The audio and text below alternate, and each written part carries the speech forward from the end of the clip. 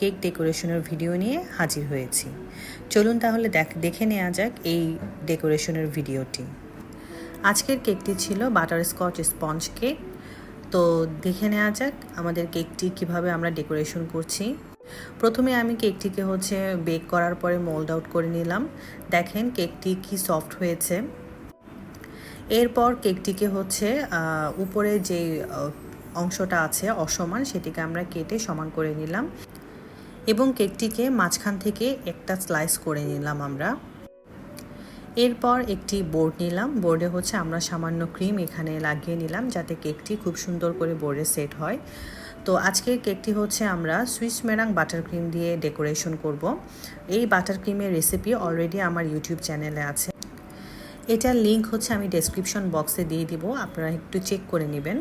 তো কথা বলতে বলতে আমরা কেকের মাঝের যে স্লাইসটা ছিল এখানে